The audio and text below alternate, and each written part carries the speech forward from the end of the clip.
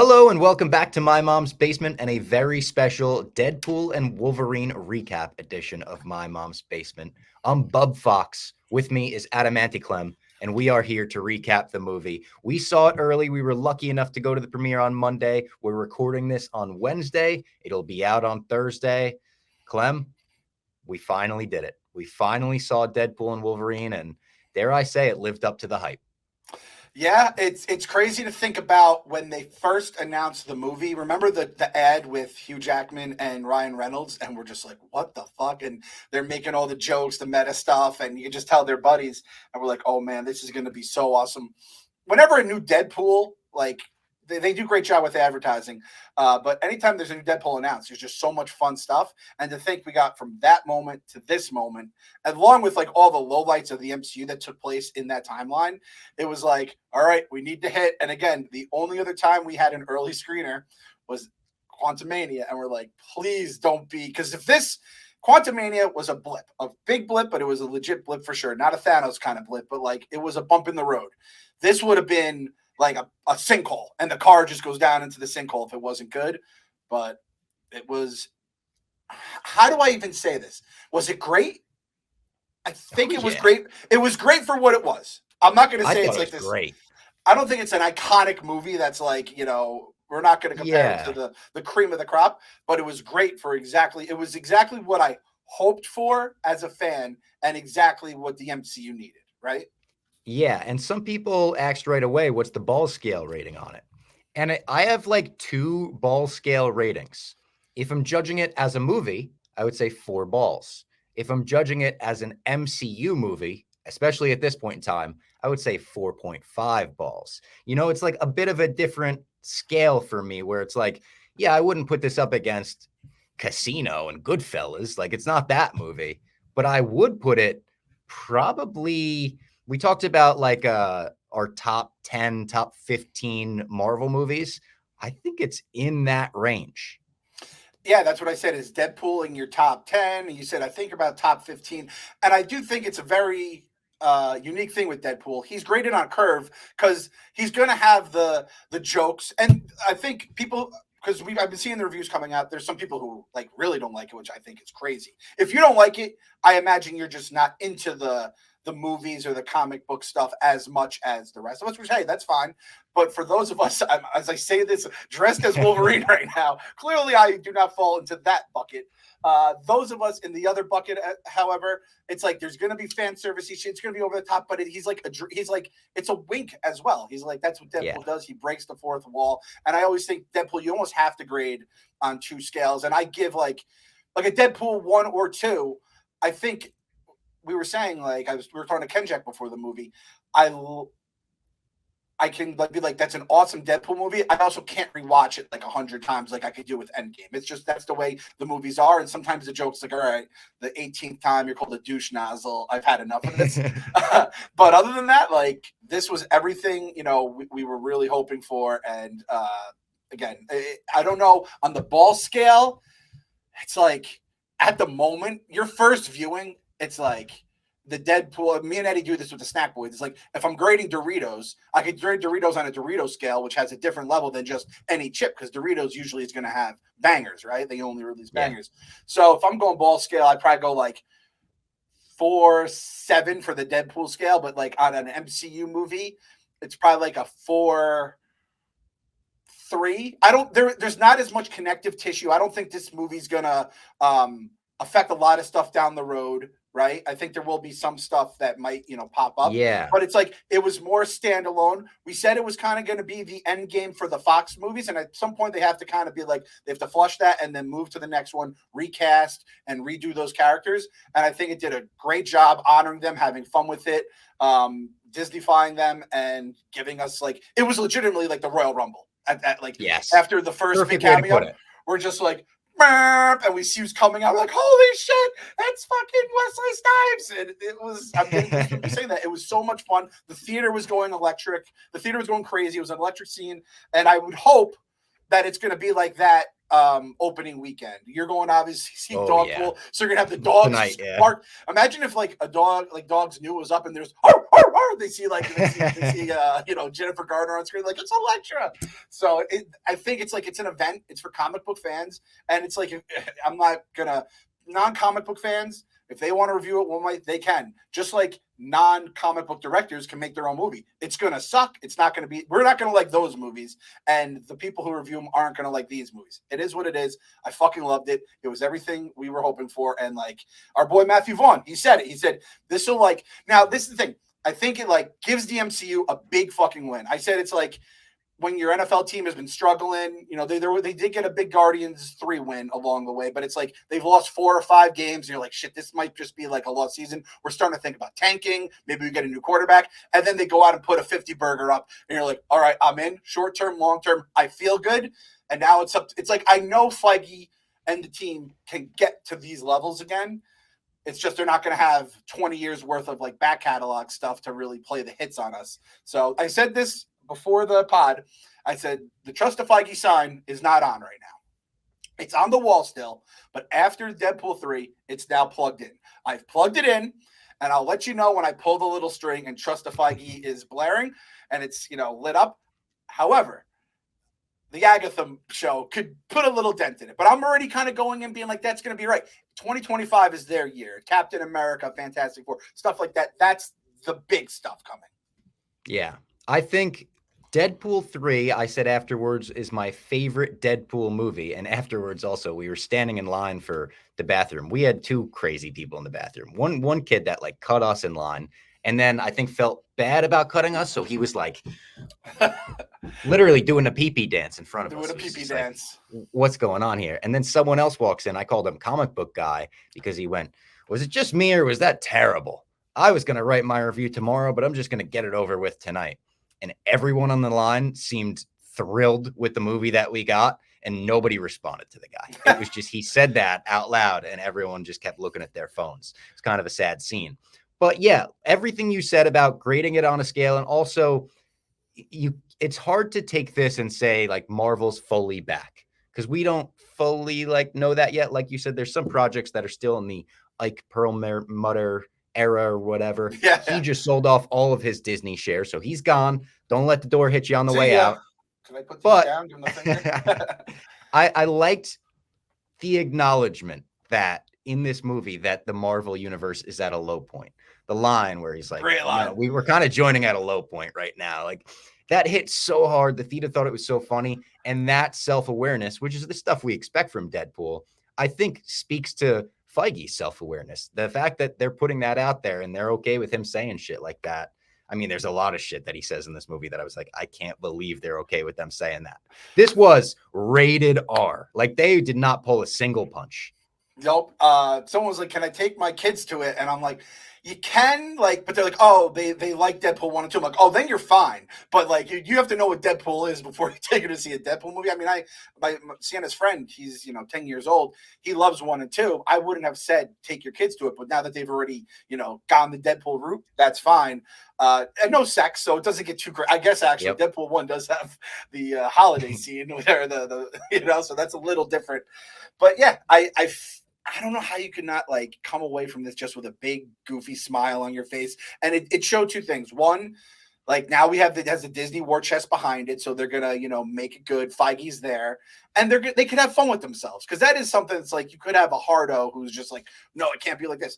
That's the one thing about Barstool is make fun of ourselves. You have to be a little self-deprecating. Dave will take it on the chin usually. I remember I always talk about this. KFC was at a Mets game once, and I was like, dude, I gotta blog you because cameras call you. He's like, make fun of me as much as you want. Take the gloves off, because that's what makes you laugh. And the fact they can laugh at it, and I know this is this is part of the evil Marvel era to a lot of people, but the She-Hulk Kevin robot was fucking funny. And if you don't think that was funny, I don't know what to tell you, because they at least were and everything played out exactly the way that they said it in that show with the Secret Invasion stuff too. So I feel like there is a way to move forward here, and I feel more confident than I did before going in that we could be on the right path here.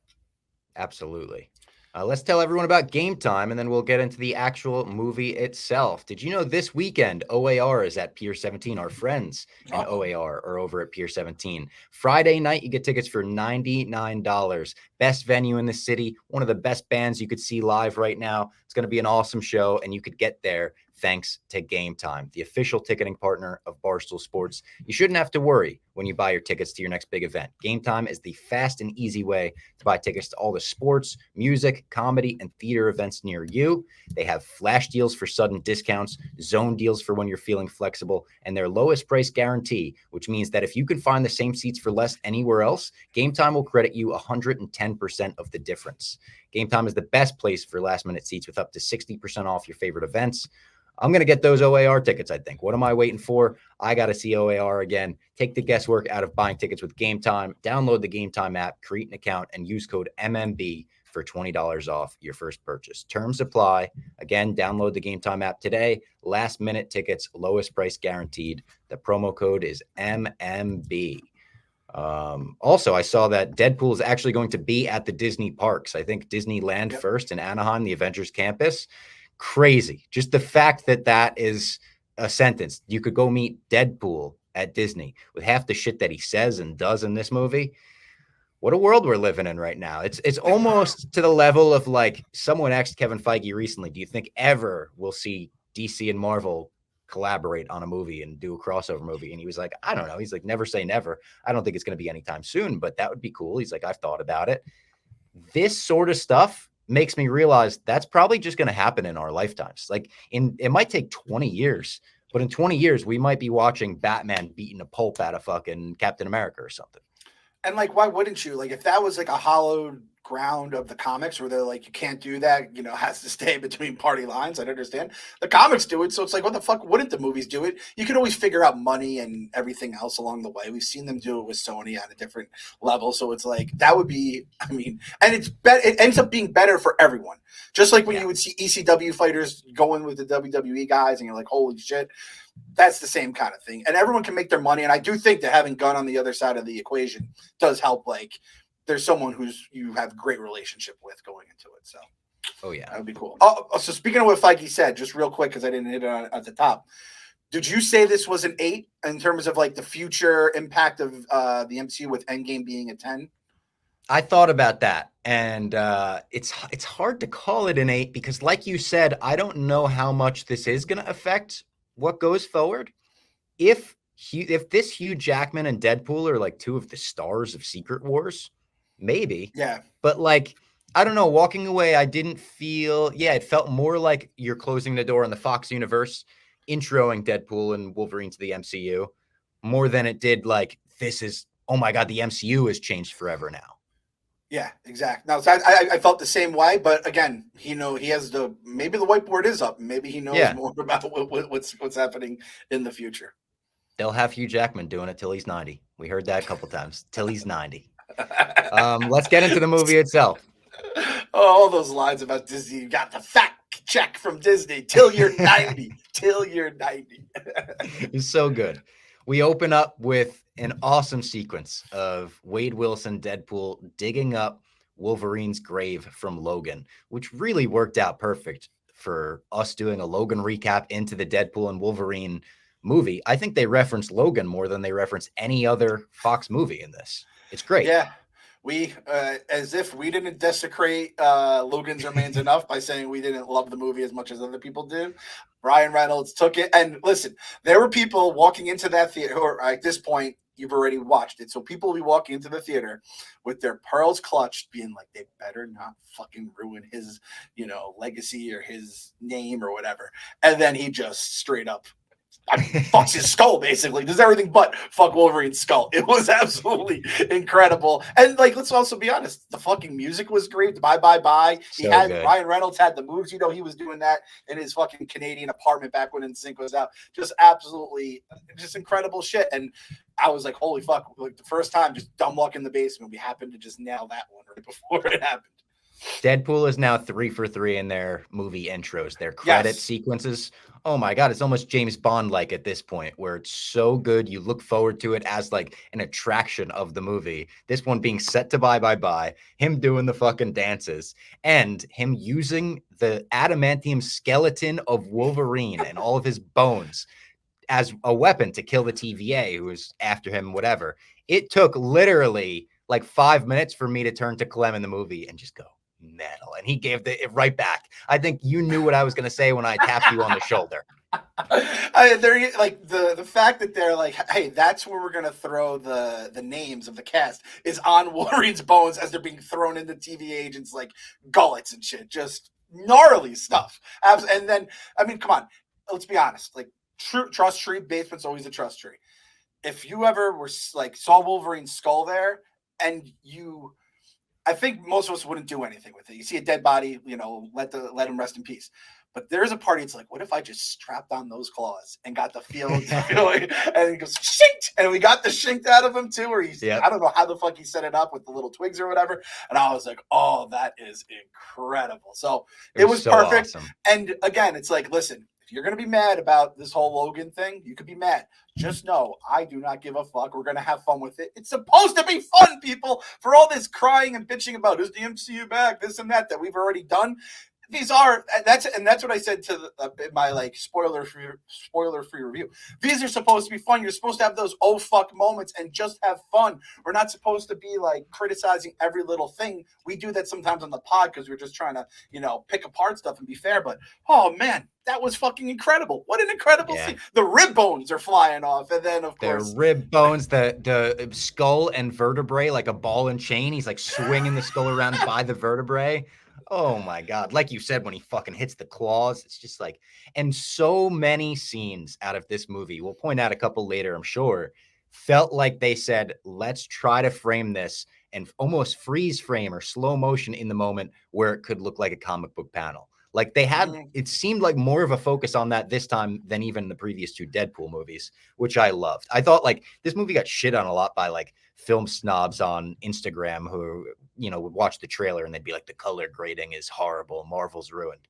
This movie looked fucking awesome for a lot of it. There's a few wonky CGI moments and a few wonky lighting things, whatever. For the most part, this movie looked incredible. Like it was literally comic book. I know I say that about a lot of stuff, but like, more so than a lot of previous projects. Yeah. And I wonder if that's a thing that like Feige or someone at Marvel is like, hey, we're looking to do this more where we're trying to, because we've said that about some of the movies recently, like that is, or even the X-Men 97, like that is straight out of a comic book. You could just see that. Obviously the Guardians did it so well. Guardians did it well. Yep. And then we get a flashback to 2018. Like the Deadpool movies, they kind of jump around the timeline a little bit, especially to start. And we see him trying out for the Avengers. He has an interview with Happy Hogan, first cameo of the movie, get Jon Favreau. Very funny scene. And just getting Favreau, he's like the OG Marvel guy. It felt like he was the guy to welcome Ryan Reynolds in that moment to the universe. He's like interviewing him to get a role there, right? Yeah. Yeah. It felt great. And it felt great. Just Happy has always, he's Tony's friend and he takes some lumps along the way, but he's carrying himself. And it's like, and then Deadpool just takes his swords out and cuts him down. It's like, you're a chauffeur. You're picking him up from school, essentially. Like, what are you talking What's your superpower? Parallel parking? So funny. And Favreau, he plays Happy so well. I want Happy to appear in pretty much every MCU project. I know we say that about like Wong, but I just want to get a couple times a year, a little update on what Happy Hogan's up to. Yeah, and I didn't think there was a chance in hell Robert Downey Jr. was going to show up there, but if he did, and they had the picture of him in the background, which they kind of focused on a couple of times, and they just say him, and you don't even have to really even say the big name. Man, right? Yeah, so that was very cool. I thought there was a chance during this scene Feige was going to just walk out, and they were going to be like, "Oh yeah, not right now," or something like that.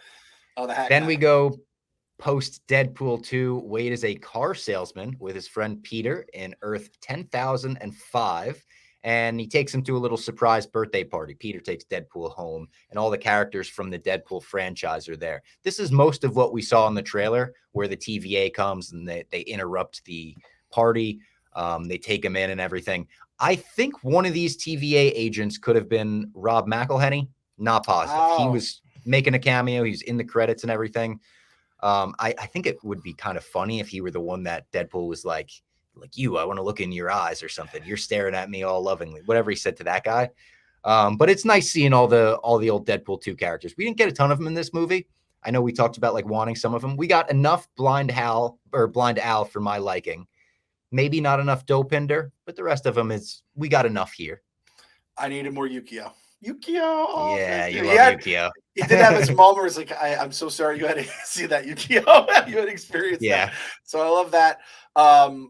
There was one other character I thought they could have done more with, but we'll get to that at the end of it.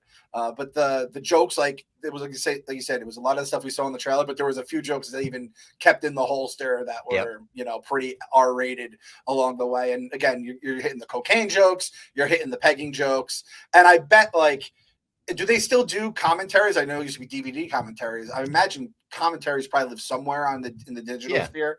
That he'll be like, that was Rob McElhaney or something like that. We'll be blogging that in like 6 months from now. I bet. So when the TV interrupts and they bring Wade in, we meet Paradox, played by Matthew McFadden, aka Tom from Succession.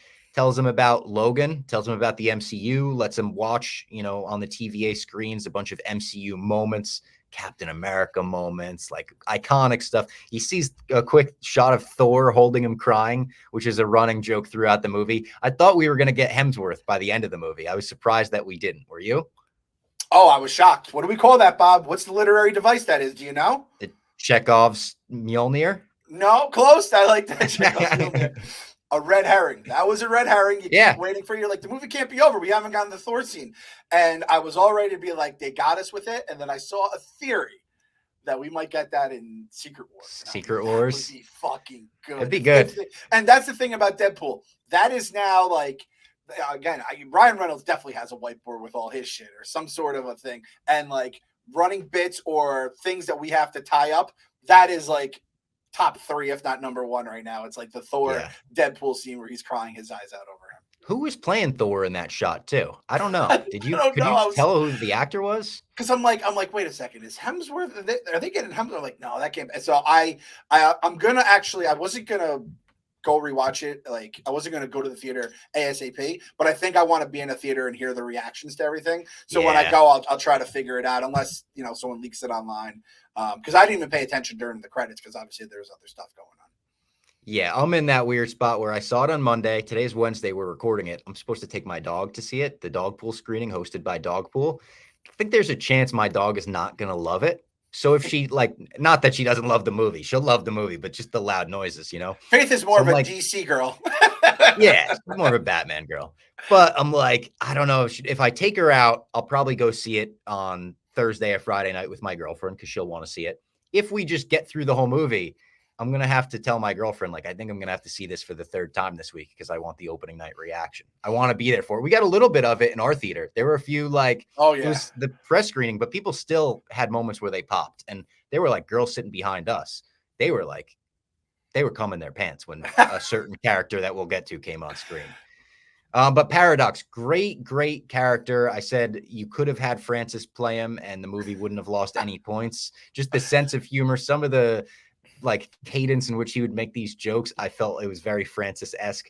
And he tells him that Logan, in Deadpool's universe, Logan is the prime being, prime hero, prime being, Nexus being, some shit like that.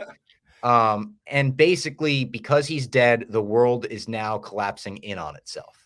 I don't know how that timeline really works with this, with Logan being in 2049 and Deadpool being in 2018 and that stuff. I'm going to try not to think about it too much, but the whole point of this scene is hey, your universe is about to go in. Maybe you need to find a new Wolverine, or he refuses to believe that Wolverine's dead. Then you get the flashback of him trying to find a new Wolverine. Yeah, I saw some people picking apart, people who have seen it picking apart. There's Logan's here, there, now, or at the end of it, there's this many heroes there. They're not in their universe. What does that mean? I'm kind of just suspending disbelief or whatever the saying is here. Just like in Endgame, it's when they're just that's not how it works. This is how it works for this movie, basically. So it's all's good. Let's just get this shit just lumped together. Tom from Succession, I was obviously the actor's awesome, and I was always very interested to see why they cast him, other than the fact that he just crushed in Succession. And he does play that guy who has the power in his world to the people below him, but he is kind of insignificant to the people above him. And that is where he stands on the org chart, as we find out throughout the thing. It always fucks me up when hearing these guys in an English accent when you've heard them. The first time I heard Tom Holland. I'm like, you motherfucker. You lied to me, Spider-Man. You lied to me. You And lied he to does Sweet the good Zendaya. Queens accent too. He like sounds like a kid from New York.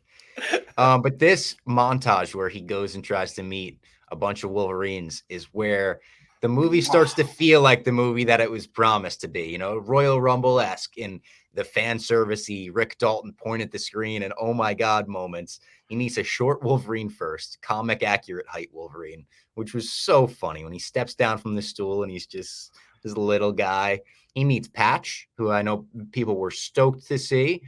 He meets one that's in the classic Wolverine outfit, the orange Wolverine outfit, and he fights the Hulk in this scene. Did we see Mark Ruffalo's face at any point? Because some people were saying Mark Ruffalo cameoed as the Hulk. I thought it was more of a Henry Cavill in Shazam, where it's like it's clearly a body double in the suit. I thought there wasn't Ruffalo. I was trying to. That's something I'll have to watch again because I was thinking the same. Like, is that him? Holy shit! Well, like, it might have been him, yeah. And then when you get him, you're like, all right. So now, like the cameo, the roof is blown off about who can appear, and they don't give a fuck about money. So I was really interested to see how that was going to go. You get the crucified Wolverine from the classic X, crucified comic cover, which you were inspired to buy that instantly. I went home and I've been thinking about getting probably like this 10 X-Men comics that have like classic covers that I grew up loving. Some I might have had at some point and just lost. And when I saw that with all the skulls, which was such a gnarly fucking visual, I went home and just started looking. I was like, all right, I'm just doing it. And I spent $100 on a bunch of comic books that I probably, honestly, I'd say we'll read once and never read again. I'm probably not even going to crack it. I'm just going to keep it in the cover. Yeah, you want the cover. I'm going to put it somewhere and display like all my comics together. I don't want to like trigger Jose and be like, I'm never going to read them here. But that's probably what's going to happen. And I don't feel bad about it one bit because that's when I was like, all right, this is being done by people who not only care about this shit, but fucking love it. And it just has a special place in their soul. And that's when I'm just like, let's just have fun. Like at that point, that's when the roller coaster, we've talked about how the roller coaster, you're just cruising, you're going like 80 miles per hour. You're just like having a blast, screaming your lungs out in excitement. When I saw that cover, I was like, this movie basically cannot fuck up at this point. It got me that moment, which I just love. It's like you're just looking and being like, what the fuck? If you don't know that cover, you're like, what the fuck was that about right there? And I also loved the comic accurate Wolverine, because if I have to hear one more time about how Wolverine needs to be like a short king, it's like, if you guys want that, go for it. I think it's going to suck, but hey, I could be wrong. No offense to the littles out there.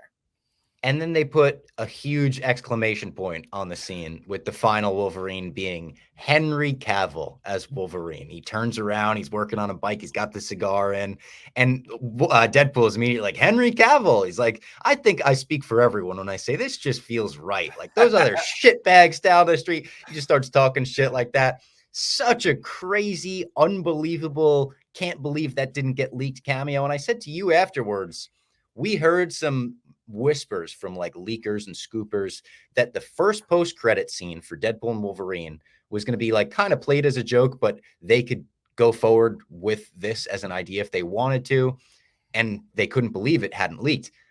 Was there a chance that this was ever a post-credit scene for Deadpool and Wolverine? I don't know. I think there's a chance. You raised that point. I think I could definitely see how they would fit it into, where kind of like we did with the real post-credit scene. It's nothing that is advancing anything, but it would have been like, and then you go, is that going to mean anything down the road here? And they could pop it in there, or they could pop it in the montage, which they obviously ended up doing. And that at that point too, it must be so good to be Ryan Reynolds too. You're like, I'm filthy rich. The guys who like are my new bosses for this movie, Deadpool, obviously Feige and them, obviously love him. And I can kind of just do and say anything I want to say that, let's be honest, like, hey, you know this as well as a blogger. If you play something that you think is going to be good, that's great. If you write something or make some content, if you make something that makes the commenters happy, it's going to just be, everyone's going to be sucking your dick at the end of it. So when he said that kind of stuff, he knows he's getting all those people on his dick, and hey, good for him. Guy has it all right now, Ryan fucking Reynolds. And we'll see if, this week is San Diego Comic-Con. There might be an announcement like, yeah, Henry Cavill's just Wolverine. Or they might clear it up and be like, you know what, he was Wolverine in that. We could revisit the Variant and Secret Wars or something, but we're still looking. Who knows? And I'm sure next week we'll have a lot of Hall H Marvel news to break down, because we're expecting this to be a pretty big year for announcements. And then they realize when he meets the worst Wolverine, the one that we actually spend the movie with, the one with the yellow suit, he brings him back to the TVA. Paradox is laughing in his face. He's like, you got the fucking worst Wolverine in the world. Tells him about the Time Ripper, cutting off timelines. He's building this machine. And Deadpool realizes this branch of the TVA has basically gone rogue. He's like, oh, wait a minute. What the fuck? He's like, you don't have the approval of so-and-so and so-and-so. And as soon as he starts criticizing them for that, they get pruned to the void. And then you get that huge fight scene from all of the trailers, Deadpool versus Wolverine. And it is awesome. Like the action, Deadpool says right before, and he's like prepare to get your mind blown. This shit's about to be great. And then he just fucking starts going. There was like a moment or two where I thought the CGI looked off. Nothing that took me out of the movie. And they get interrupted during this. But what did you think of the actual fight scene itself? I had fun. All the fight scenes. When you're dealing with two guys that are regenerative, it's like at some point it's just a zero-sum game, you know. So it's like let's just have fun. And like I'm not a diehard fight scene guy where it's just beat them up, whatever. There's could be cool moments. I think this is kind of the same with lightsabers as well. So when they're going at it, I'm having fun. And it's kind of like with chases too. I'm not a diehard chase person. Let everyone have their fun. This is something people have been dreaming of forever. I also appreciate they gave Deadpool the adamantium swords because that would have been the first thing people will be running to the message board to complain about is how he's fighting Wolverine and Wolverine holding his own against Wolverine's adamantium. So it's been hinted at or teased at or prayed for forever.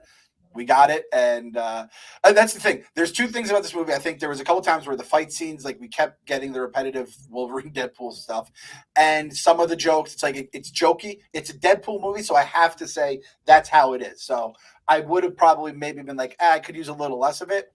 I have to just let the man cook, let him do what he does. I want to say like 80% of the jokes landed for me. I would say there was a good 20% that didn't. None of them were like too cringeworthy where I was like, but like some of them I was just like, yeah, you didn't need that one. Yeah. Oh, but the one joke that did land for me that I kind of skipped over when he gets the new suit, that guy that just keeps staring at him and he's like the eyes. That joke landed every time that guy was on screen. Perfect casting. Every time, right to the end too. The music play, it was perfect. The whole and the Marvel Jesus thing, I appreciated as well. Very funny, yeah. Like let's be honest, people kind of were starting to look at Deadpool as Marvel Jesus heading into this movie because it's like, dude, you got to save us. We have Khaleesi running around the tracks right now. Like we need just to get back on track. I do think if X-Men '97 hadn't come out, and Guardians came out maybe a year earlier. And there had been a long time for a win for the MCU. This would have felt even more important. But I think that, at least for me personally, that is kind of like relieved the pressure, hit the pressure valve a little bit. And I wasn't as like make or break basically, but it felt pretty fucking close, right? Yeah. And this fight gets interrupted by someone who sounds a lot like Captain America. And I didn't even put it together when he first says his first line. He's hooded. He's got a blue outfit on. But it took me a second, and then I was like, wait a minute. Is this what I think it is? He takes the hood off. You got a Mad Max type cavalry coming towards them, and they acknowledge that. They're like, this is just out of Mad Max or whatever. And you realize as he's building up, everyone surrounds him, and he's like, oh, he's going to say it. He's going to say the thing. He's going to say the thing.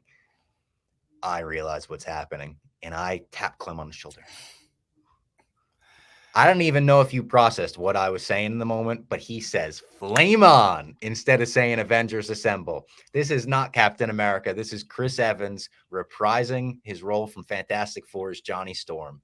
Something that has been teased for years. I made a TikTok about this in 2022 where I was like, he says it would be easier to sell to get him in as Human Torch than Captain America again. Oh my God. The fact that this happened, the fact that it happened so early in the movie, and the fact that he was kind of a character in the movie, he doesn't have a ton of screen time, 5-10 minutes or whatever, but he's referenced enough and stuff like that. This was a Cap guy's dream right here. I was losing it. This was amazing. Pyro coming in, sucking the fire out of him, and then the saber-tooth fight in the same moment where they just run at each other. Wolverine slices his fucking head off. Deadpool's like, this is the head of your queen. Like that whole sequence was just... This was fun. This was the kind of shit you go to the movies to watch. Yeah, I imagine a lot of the criticisms are going to be the third act where everything is a little more repetitive and there's some threads you could pull of things you didn't like. But at this point, I mean, I'm like, holy fuck. It got me completely. I must have not I thought I just wasn't seeing your thumb, maybe. So I didn't realize you were doing the coordinating.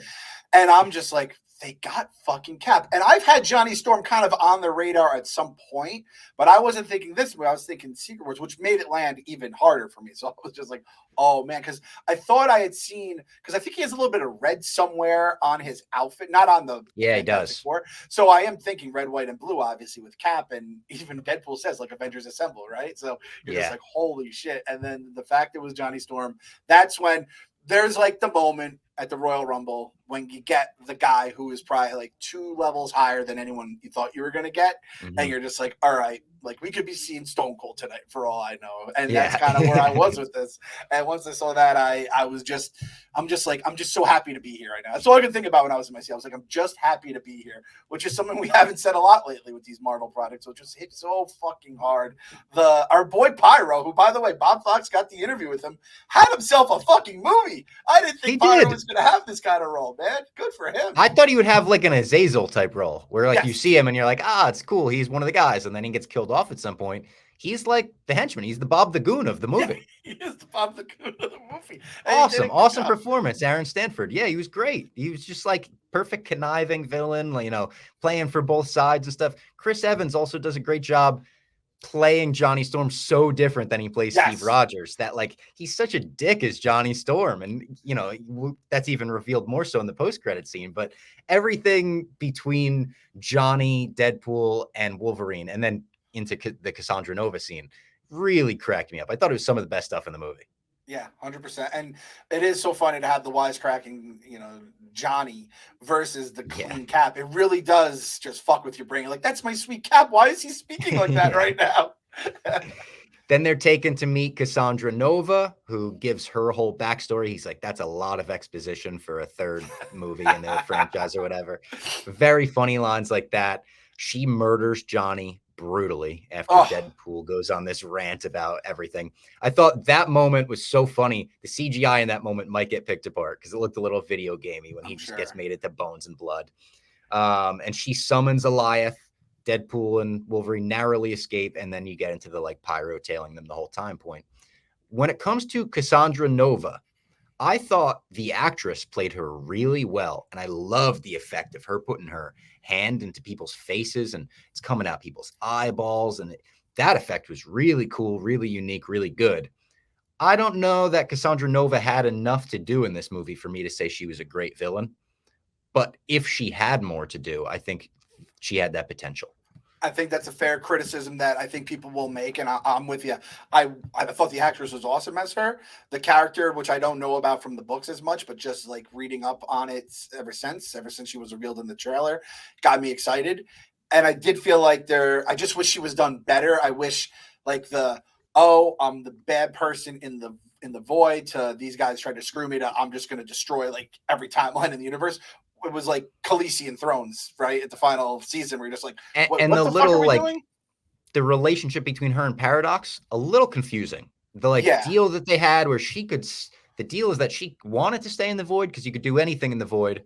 So he was going to let her stay in the void. It's like, what do you mean you were going to let her stay in the void? Was that the deal? Because like, I thought everyone should banish to the void and there's no whatever. I don't know. Yeah.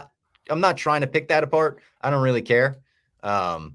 But yeah, it was a little confusing. Maybe I'll see it tonight, and on a second viewing, it'll get much less confusing. Hopefully. Yeah, I think I'm going to be with you on that. Again, I'll watch it again. I really did. Again, it's like I wish we had her as an option for others. I mean, obviously, this is the Void Cassandra. There's going to be other versions of it, but I really did enjoy her. The death of the Human Torch with taking the skin off. Yeah. I think I think it's a little goofy. Disney probably wants to be a little more goofy than real, right? I think they're like, listen, I'm sure I imagine Ryan Reynolds' first draft of it was probably even gnarlier. And then they're like, this is the goriest Deadpool movie, even. Goriest Deadpool, and by far, I don't even know what the second MCU is in terms of goriest movie, right? Guardians 3, just because of that scene where the High Evolutionary gets his face ripped off. Yeah, probably. Just because of that scene, though, there's not even another moment, really. I bet they nerfed the shit out of that one too. So, and this is for people like us and people that watch these comic stuff. If I hadn't been watching The Boys, right, like this would have probably hit harder. But I'm like, oh, that's not the boys would have, a part of his heart just spurting blood and just really fucked up shit. So seeing that was a little goofy, but I also think it's partially because of Disney, which again, I'm happy they let them go for it. And it also lets you know, oh, this bitch, she has powers. Like we're talking Professor X, twin sister. Of course, she has some crazy ass powers, and she can just let her up. I also did think I appreciated. I know we're jumping ahead here. At the end, she was very like, hey, you guys let me go here, so I'm going to do solid by you. But at the same point, I'm like, I felt like she was so evil that she wouldn't do that. So I was kind of coming to grips with that. On the rewatch, we'll see how I feel. Yeah, I pretty much agree with everything you said there, and also loved the line during this scene where Eliath starts closing in, and Deadpool turns around. He's like, Eliath from Loki season 1, episode 5. It's such a great little note for, it works for the diehards that watched that and were there for it at 3 a.m, and it works for the people that didn't watch it at all. And I feel like that goes for the whole movie, actually. Like, I don't think you need to be real diehard into the MCU or Deadpool to enjoy the movie. I think it's funny enough that anyone can enjoy it. I agree. And my wife has watched some of the MCU movies, definitely not all of them. And she hasn't even watched any Deadpools. So I think I think she's going to like, she likes Ryan Reynolds. I think she will enjoy 1. We'll get into 2. And then if she watched 3 without seeing a chunk of those movies, I think she would still have a perfectly good time with it. And again, someone asked me, like, do I need to watch Loki season 2 to understand what's going on? I'm like, I don't think at all. I don't think we even got anything. No. But if you don't watch Loki season 1, you're like, what the fuck's the TVA? What are these doors? And what is Eliath and the Void and all that stuff? So Loki season 1 was kind of must watch, but at the same point, like, it kind of like, if you didn't watch Loki season 1, like, I don't know what to tell you. Like, dubbed as a pretty important show. It's like not watching a big movie. Speaking of pretty important things, we get a pretty important character coming up here.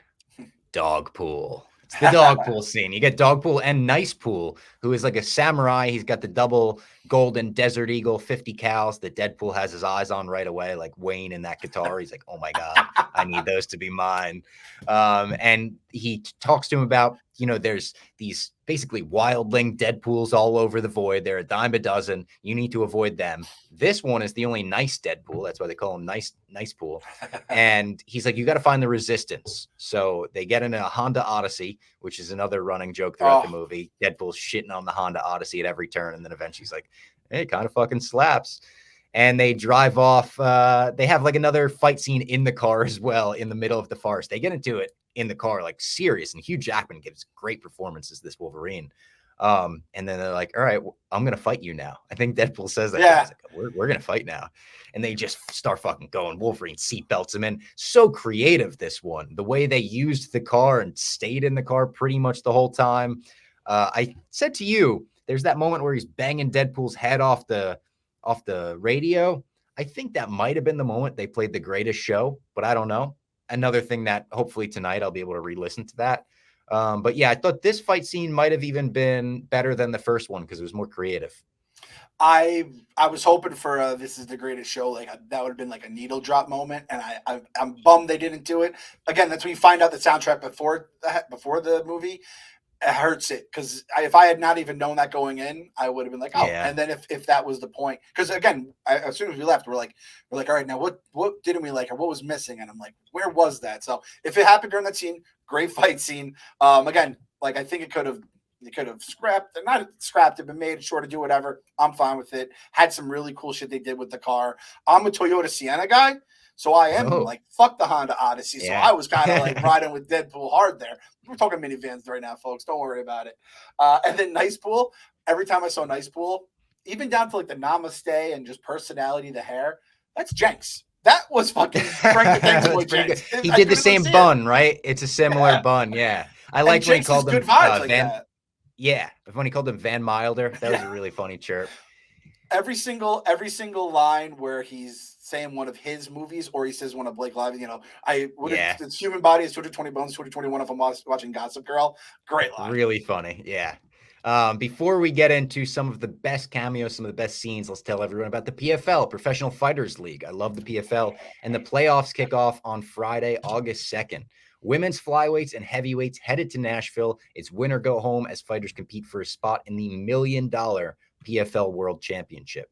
Don't miss the action Friday, August 2nd at 9 p.m. Eastern on ESPN and ESPN Plus. And for those looking to attend, there are tickets still available. Tune in again Friday, August 2nd, 9 p.m. Eastern on ESPN and ESPN Plus for the PFL playoffs in Nashville. You will be getting women's flyweights and heavyweights. It's going to be a great card. And there was even some MMA talk in this movie when he's like, you got to get side control. You got to fucking do this. I loved all that. I was eating it up. But here's the cameos that feel like the Royal Rumble. When they meet the Resistance, they get to their hut. Wolverine starts pounding the booze immediately. In walks Jennifer Gardner as Elektra. In walks Wesley Snipes as Blade. Then a little fucking card slides into the screen, and it's like, oh my God, it's happening. In walks Channing Tatum as Gambit. And then finally, X-23, Laura Daphne Keene makes her return. The crowd was interesting because, like, all of the cameos, Elektra, Blade, Gambit, got cheers like, woo, woo, woo. Laura walks down the stairs and it was like a slow clap. Like people were just like, oh, that's our girl. Yeah, they really were. And they have this very funny scene where they all meet. They try to tell Deadpool and Wolverine about Cassandra, her powers. They're like, is Magneto around? He's like, he's dead. Deadpool's like, fuck. Like very funny stuff. And Gambit kind of steals the scene for me personally. His accent, the thing that Channing Tatum is doing where he's like, he's not even saying real words. And Deadpool's just like, who is your dialect coach? And he's like, I was born ready when I shot out of my daddy's balls into my mama. Like everything this guy said. And they did it perfectly where I didn't feel like the character was completely a joke because the fight scene later on, he's badass, he's killing people and stuff. But he's played for comedic purpose in this movie, and it works so well. Yeah, it works. It works perfectly.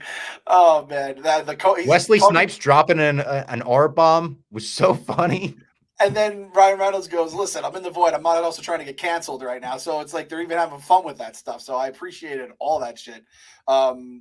Channing Tatum basically becoming Coach O with his accent. Yeah. It was fucking amazing. Jennifer Garner still fucking has it all these years later. Again, still has it. I haven't done I have to do my Elektra rewatching and getting caught up to date. The whole thing with Daredevil's not around. She's like, that's okay. Yeah, like it's just all those fun kind of things. Fuck Ben Affleck. Oh, it's just incredible. I'm the only Blade, he says later on. He's looking right at the camera. Oh, that's so funny. I'm the only guy that'll ever be Blade. And Deadpool's just like, and then the X-20, so the X-23 reveal, that was apparently spoiled in a recent trailer. Was that the big spoiler that people were talking about?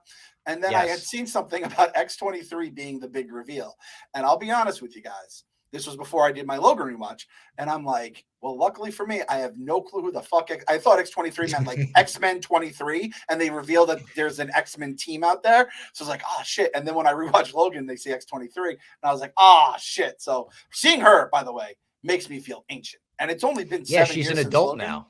It's like, yeah, she hit puberty. So now she has gotten really old really quick. It was like, 13 to, or was 12 to 19. Those were the 7 years. Oh, crazy 7 years. Yeah, she's just an adult. And it was like charming when she put the glasses on, but I was kind of like, is 19-year-old putting those fucking 8-year-old glasses on, whatever. Another go ahead. The Blade stuff, I didn't realize how crazy it was too until I was reading we were reading the subreddit just to kind of get ready for this. Did you hear about I didn't realize Ryan Reynolds and Wesley Snipes have beef that goes back. They had beef on the set of Blade Trinity, right? Yeah, so I took this from online. Apparently, a lot of this stuff came from Patton Oswalt was telling the scenes from Blade Trinity. Apparently, Snipes would communicate only with the director, and he would only... Okay, I don't know which stuff is true, but if it's true, all true, it's fucking hilarious. And it's peak Wesley Snipes being a crazy person. He would only communicate in Post-it notes, and it would be signed from Blade. That's how he would write. And anything he wanted to say, he would say to, the director. And then he apparently did not like Ryan Reynolds, which, listen, I think Ryan Reynolds is awesome. I think he's hilarious. And I think his personality is a big reason you can get these cameos in there because he's such a nice guy. I imagine he's pals with all these people. He's also fucking beautiful. So it's like he always gets that little bump up. Apparently, Wesley Snipes would only refer to Ryan Reynolds as that cracker which is absolutely amazing. And they said a lot of times he like really didn't like working with Ryan Reynolds or would avoid it. So the fact that a lot of people, when there was rumors that he could be in this movie as Blade, everyone's like, he hates Ryan Reynolds. So even the like rumors that came out about it were kind of squashed immediately based on that. So shout out to Ryan Reynolds for, swaying him. Shout out to Wesley Snipes for squashing the beef, or shout out to Kevin Feige for just being like, here's a blank check, just be Blade for like 5 minutes in movie time. And you're going to be, Wesley Snipes, I'm pretty sure had some like tax issues. I'm sure Disney just took care of a bunch of those by themselves. Oh yeah. And I know there's the infamous story from Blade Trinity as well, where like they needed a scene of him just like this opening his eyes. They were like, all right, open your eyes. He's like, I'm not doing it. So they CGI'd fake eyes onto his eyelids. It's so bad. Like it looks horrendous. So I'm so curious as to what Wesley Snipes was like on this set. Was he just going through some weird shit back then and he's completely normal now? Or was it like a struggle to get him to film scenes at any point? Because he comes off totally like naturally, comes off good in the role. Like there's nothing about his performance that would indicate it was a weird production schedule or whatever like that. He was great. Like his line when they go into battle, they create the plan, get Juggernaut's helmet on Cassandra Nova, and he fucking takes out the giant thing, and they're like, whoa, where'd you get that? He's like, it's from the Punisher. They're like, which Punisher? Like all of that shit. It was just perfect. It was perfect. The referencing the characters that weren't there were perfect. Like you said, the Magneto dying, all the Punishers. Deadpool or Daredevil, like you said. Yeah. Yeah, it's everything you want. It was just scratching that fucking fan service nerdy bone, and that's all I could ever want. And it was perfect. Watch it once, watch it every couple years, and you're just gonna have a grin ear to ear the entire fucking time. If you're not grinning ear to ear when they all get out of the car and just pull up on Cassandra Nova and they have that hero team up shot, you're at the wrong movie theater. You're watching the wrong franchise. This is like, oh, it was so good. Awesome sequence too. Just you get to see everyone using their powers. You get to see X-23 still a fucking savage with the claws. Gambit's slicing people with cards. His big stick. Logan gets to Cassandra. She gets in his brain and goes into his memories. Another great scene, like really well acted, and another one that made me go like, if it wasn't Cassandra and Paradox and Cassandra was the only villain, she could have gone down as one of the better Marvel villains because this was really creepy. And then the distraction of that allows them to get the helmet on. X-23 threw it up. I think Deadpool puts it on. And Logan, in this moment, convinces her that like Charles would have helped. Charles would have liked you if he knew you. He pulls on her heartstrings a little bit. And she's like, all right, I'm going to open this portal using this thing that this shitty magician brought into the void. And it's a sling ring, Doctor Strange style. Opens the portal, sends him back to Earth 10,005. And then Pyro, our guy Bob the Goon, comes up and confesses that he is a double agent. He's been working for Paradox. I thought it was even great how he was a chicken shit about. She's like, oh, let me find out what's going on. He's like, no, I'm just going to tell you. He's like, I'll tell you. Just ask. Jesus. And she also, after hearing that, goes through the portal to follow them. I think that was the last Pyro scene. But again, check out my interview with Aaron Stanford. He's a really cool guy. I didn't know how much we would get of him in this movie. In the interview, even said, like, I know I'm not even allowed to ask you if you worked with Ryan Reynolds. Like, what was it like to work with Sean Levy? And he talks about that, but it's like, work with Ryan. He worked with Ryan Reynolds, Chris Evans, fucking Hugh Jackman, Cassandra Nova, like, Emma Corrin, I think her name is. He got to work with everybody. Shout out to like whoever got him that Pyro role way back then. He probably didn't think it was going to pay off in spades in the year 2024, right? Like, just absolutely incredible. And I felt like, and just based on like how you said he was such a cool guy, or whatever, I was just like, man, I'm happy for him. I'm happy. I was rooting for him. The guy in all this, right? Because Azazel really didn't do much in the end, and a lot of those other villains. Juggernaut was recast. Yeah. That was a funny line. He's like, "You must be this year's Juggernaut." Yeah. And like you said, we mentioned it going into the movie. I was like, if they're going on to the end game battle scene, it would have been so dope. In the end, I was all right with it because again, if it had just happened, I would have been like, again, my brain probably explodes in the movie theater and I'm dead. I'm just laying there in the IMAX. But with it not happening, I'm all right because it already had the thought of it had already gotten all that dopamine into my brain. That was the portal scene and Lady Deadpool were two things that all of the fans took as giant teases from the trailer, and neither of them were. I think we were like, oh, look, they whited out the portal, so they're trying not to show us what's through it. And in the movie, that's exactly what it looks as white because it's just the clouds. So it's like they're going back to the car dealership and Lady Deadpool, who knows who it was? They don't unmask her at any point. Some people are still saying the voice could have been Blake, and I could buy that. I don't think it was Taylor Swift, though. That is something, again, looking at the credits on a rewatch would be worth it. I did go on IMDb and they don't have anything up. I'm sure they're trying to avoid the spoilers with all the other cameos there. So at some point I'll have to go back, but some people said it was Blake just masked up.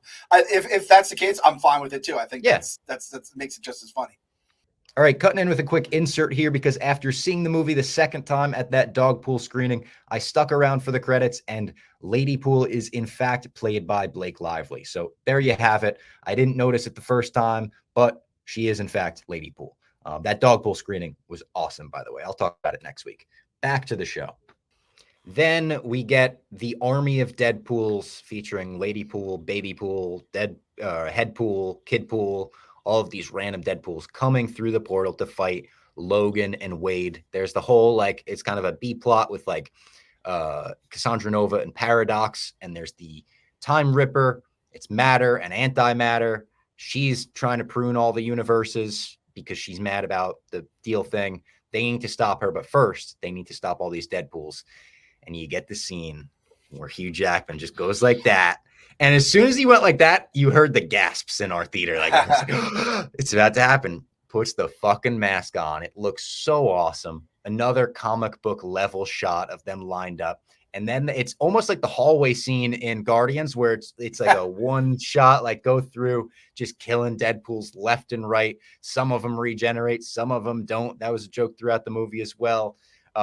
There's also when he picks up Nice Pool and he like gets shot, he's like, all right, you regenerate like slowly? And he's like, regenerate? Oh no. And then he gets the Desert Eagles. He gets Dog Pools, finally his.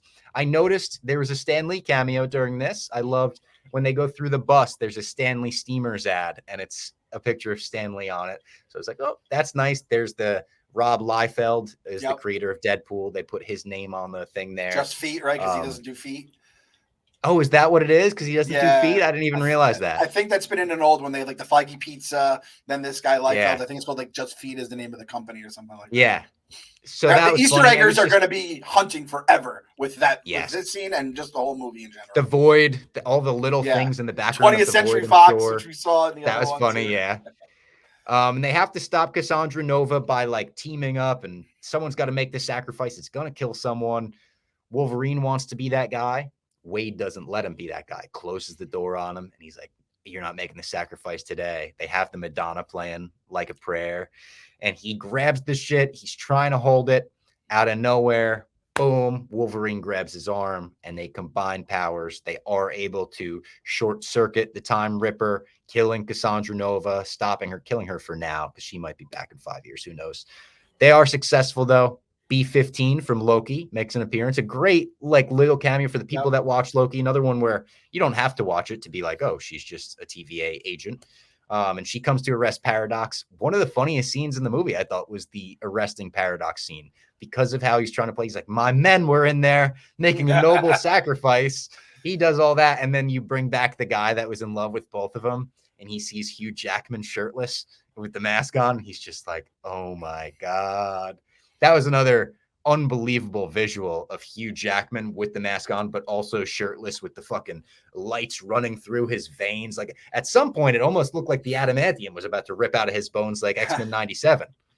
Yeah, the line too about like he's let himself go since the divorce. That's why he's not shirtless. Like, there was so a lot good. Of that meta stuff, and everyone. So the Deadpools, like I like the scene, like it was what it was, like you said, the Guardian fight scene, you're just having like deaths, and some of the Deadpools I love, some of them I was like whatever with. But the fact that they all just love Peter and he's like the one uniting. So funny, I forgot to mention that. Yeah, he's basically the prime Deadpool, like Dead Peter or something. Peter Pool, and then the B-19 or whatever, she's like loves him. She's like, "Oh, what's up?" Oh, that was funny too. And when they're just staring at each other, they're like, "What the fuck is happening right now?"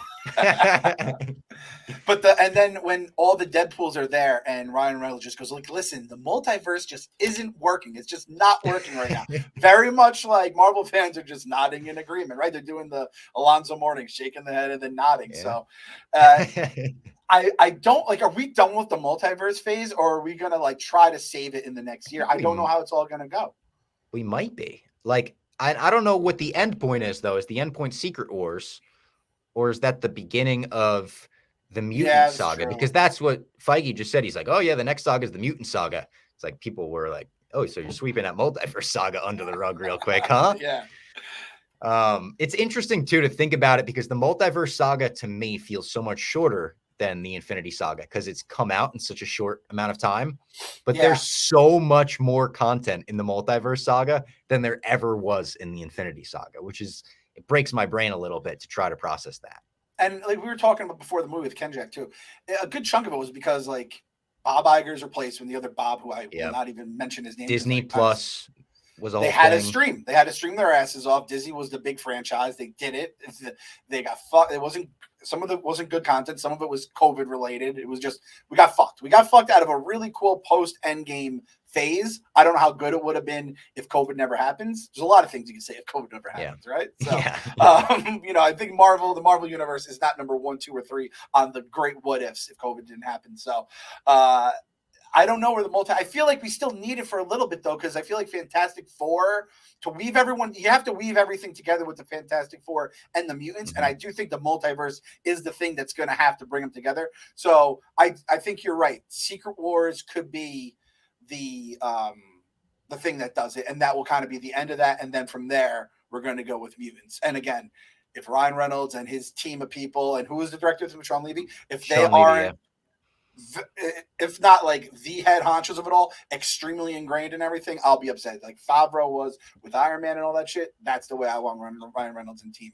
And again, I think Ryan Reynolds, when he's involved in stuff, isn't going to make 1,000 different jokes like he does in these movies. I think he can tone it back. I just want to have whoever was like, let's put the Wolverine crucifixion scene in this movie. That person should have a very big part in all X-Men mutant stuff going forward. Dude, that's the sort of thing I wouldn't be shocked if that was a Feige call. He has those weird things sometimes where he's like, just, you could have Professor X in Multiverse Madness if you put him in the yellow floaty chair. He has like those weird little, like, I think for this one, or maybe it was Hugh Jackman even, was like, can we put him in the suit? Can we do the yellow suit?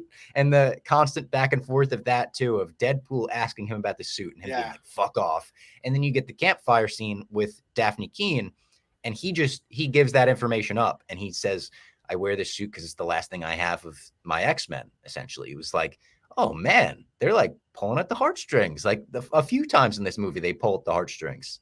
And they wrap it up in a really nice way. Wade and Logan celebratory shawarma in the city, Avengers style. He's like, the Avengers discovered shawarma.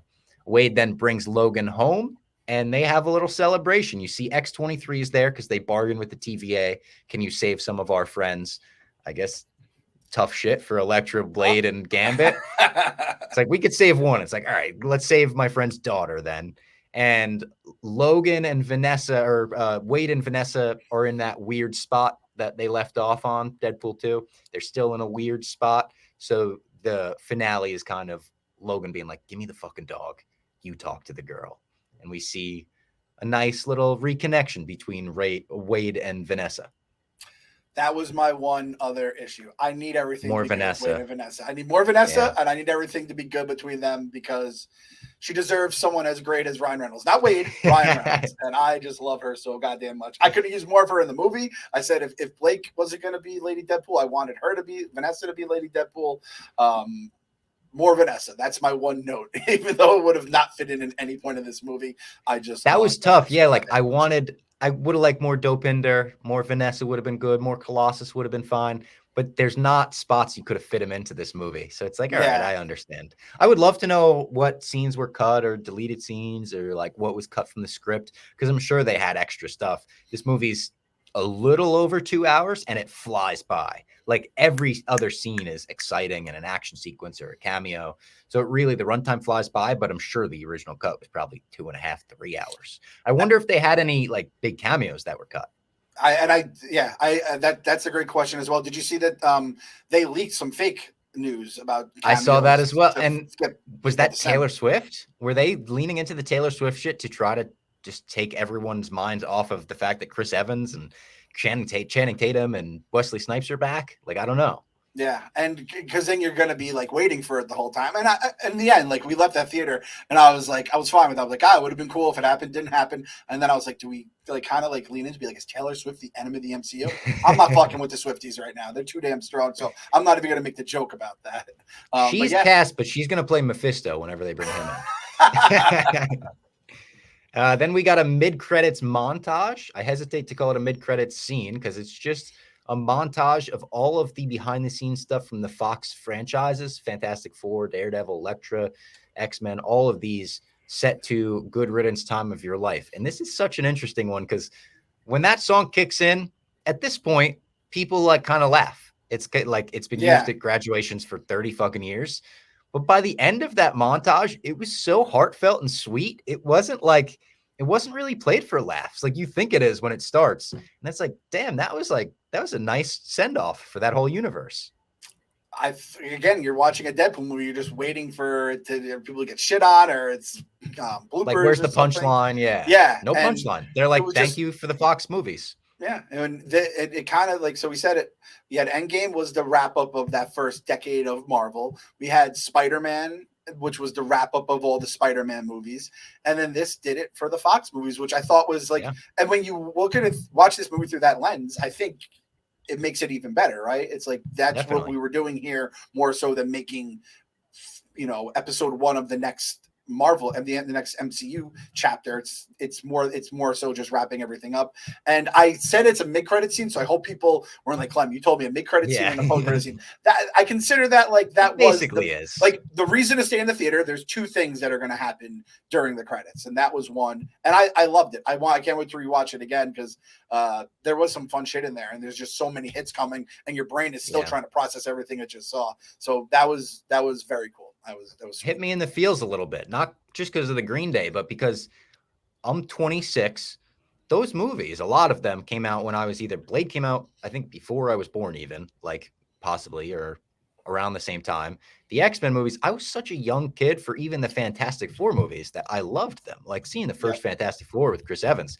I remember that summer Burger King had the rights to their toys, and it was like, we got a race to get all the Fantastic Four and the Doctor Doom that you put Invisible Woman in the freezer and she turns invisible. It was like one of those things. So like seeing all that shit, I was like, Daredevil, I was obsessed with Daredevil. I would go to the VHS, I would scroll all the way to the end so I could watch the Evanescence music video he was in. So seeing all that shit, I was just like, man, it is the end game of all that stuff. And then the post-credit scene lightens the mood a little bit. If you were crying, wipe those tears, because Chris Evans is actually just going to crack you up by saying everything that Deadpool he said earlier. Just that motherfucker, the worst woman, he's just screaming all this crazy shit. Credit to him for being able to memorize those lines. I was thinking that. How do you memorize that entire monologue? But very funny. It wasn't, we're teasing the future of the MCU and Magneto shows up and Doom shows up. It was just a laugh, which a lot of the Deadpool post-credit scenes are. He did the Ferris Bueller thing at one point, stuff like that. So when we're getting ready for the end credit scene, I was like, okay, this is going to go either one of 2 ways. It's going to be a gag, or it's going to be something that you're like, all right, that movie may not have had tons of continuation for the future of the MCU, but this is the 8 out of 10 moment that's going to be like you said, Doom is here, yada, yada, yada. And it was the former. It was the former, and I'm fine with it. Again, if that's it's a funny payoff. Deadpool, it's legitimately hilarious. And it's the anti-Cap, because you're hearing Cap, you still see Captain America. As you know, it's Johnny Storm saying it, but he's Cap as well. So it fucks with your mind. I don't even remember. I'm like, is he just ad-libbing other stuff on top of this? Because I don't even remember Deadpool being this dirty. So it was hilarious. I thought it was great. I'm sure there's going to be things picked apart with it in terms of, was hoping for some more big reveal, just because I know that's how us fans really get into things. But I thought you get Chris Evans again. acting as Johnny Storm, but kind of still being Cap with that potty mouth. Yeah. And I'll fuck with it. It's the wink wink the whole time. Yeah. All right, now our fast food reviews. You said you knew yours instantly. I knew mine pretty quickly too. I think I might have used mine before. I'll be completely honest, but the analogy just works for it, so I'm going to use it. I'm going to go with the Doritos Locos Taco from Taco Bell. I'm going with the nacho cheese version. That's the one that I prefer, but whatever one that you like the best. When we hear Doritos is coming to Taco Bell and they're making a shell out of the Dorito, that sounds incredible, but like too good to be true, right? Like that can't be as good as it sounds. And my first one, I remember being like, holy shit, the game has changed. This isn't going to be a limited edition item. I think this has got to stay on the menu forever. It has stayed on the menu because, oh my God, that is a collaboration made in heaven. And that is how I would feel about Deadpool and Wolverine. That is how I feel about Deadpool and Wolverine. So I'm going with the Doritos Locos Taco. Clem, what do you got for your fast food review? I like that. I like that analogy too, because I do feel like probably like going back years before then, people were like, why don't we just do like throw some Doritos on the taco or make it Doritos flavored? And then they just did it and it was like, holy fuck. I think they're both owned by Frito-Lay. So definitely a match made in heaven. Do you ever get any taco on the side other than a Doritos? I only basically do Doritos Locos now. I'll occasionally do a soft taco. Soft. Yeah, I don't go hard, but like crunchy, it's Doritos Locos or nothing. Like that's really a Taco Bell. My fast food review is, and I don't think I've used this before. I'm pretty sure you have, because I know this is one of your franchise fast food items. It's the Baconator. And that is Bob Fox is a Baconator guy, which again, I love the Baconator. If you look at the two of us, you're saying who's the Baconator guy? You think I'm the Baconator guy? No. Bob Fox. But to be fair, I'm the Baconator Junior, son of a Baconator, whatever they call it. I'm the tiny version of the Baconator guy, but it's the same ingredients. Same ingredients. And the reason I say it's the Baconator, it's huge. It's fucking, there's all these different things going on top. It's just like, is it the greatest burger of all time? Maybe not. But it's just like, we're just going to have fun and be crazy with it. We're going to go over the top. Yeah. Hence the name Baconator. It's a blockbuster name, just like Deadpool 3 is a blockbuster movie. So it's going to leave you full. You can't do it off. You can't have a Baconator every single day. So it's kind of like you can't watch Deadpools every single day. You're not going to just rewatch it all the time. But when you're just in the mood, you get that Baconator, you throw it down your gullet, and you're just like, man, that was fucking awesome. We did the fast food draft on the dog walk, and I think Glennie took it. And I said, in all honesty, guys, the Baconator came out, and I waited like 3 years because I'm like, listen, I'm a little reckless with how I eat as is. I can't just be throwing the Baconator down my throat here. Like, that felt it's a little excessive, which at some points you can say Deadpool's a little excessive. But when you want it and you just you take down every bite of it and you just sit there being like, whew, that was an experience. And that's how I felt after the movie, like a nice fresh Baconator. I love it. I loved the movie. I'm excited to see it tonight. Hopefully my dog sits through it. If not, I'll probably go opening night anyway. I hope everyone out there enjoyed it. I hope if you're listening to this, you just watched it and you're on that post-movie high, maybe on the ride home from the movies. I know I had that. I love that on the way home when you're just thinking about all of the scenes from the movie over and over and over again. I'm sure a bunch of people out there are going home and doing nasty things to their Wolverine popcorn buckets, which we did get. They actually gave us all popcorn buckets. I was shocked. They said, free soda and free popcorn. And either you or Ken Jack said, you think we'll get the buckets? And I was like, no way. They're going to give us the smallest bag of popcorn in human history that fits 2 pieces and the smallest little Dixie cup full of soda. Large soda, Wolverine popcorn buckets for everybody. They're spending all the marketing money on this movie. They're like, we know this is a hit. And it's on pace to be the biggest opening for a rated R movie ever. Wow. And I think it's going to make a bill. I really think it's going to get over that billion point. I think word of mouth is going to be great. I hope it is. And I hope everyone out there enjoyed it as much as we did, because it was everything we wanted and more. So thank you, Kevin Feige, Sean Levy. Thank you, Ryan Reynolds, Hugh Jackman. You guys truly are Marvel Jesus. Let's go. Everyone in the comments, leave your fast food reviews too. I want to see what other people say, because I think we're all just in that post. Like, I hope everyone's like, we do after the movie, we kind of go to the side and just talk about all our favorite parts. And for people, once you do that, you leave with your buddies, you just listen to us on the way home, since we were able to do this thanks to the screener, and we just drop it and you can just listen to it and relive all that fun with us afterwards. Absolutely. We'll talk to you next week with some Hall H, Marvel, and possibly DC and Star Wars, who knows, Comic-Con announcements.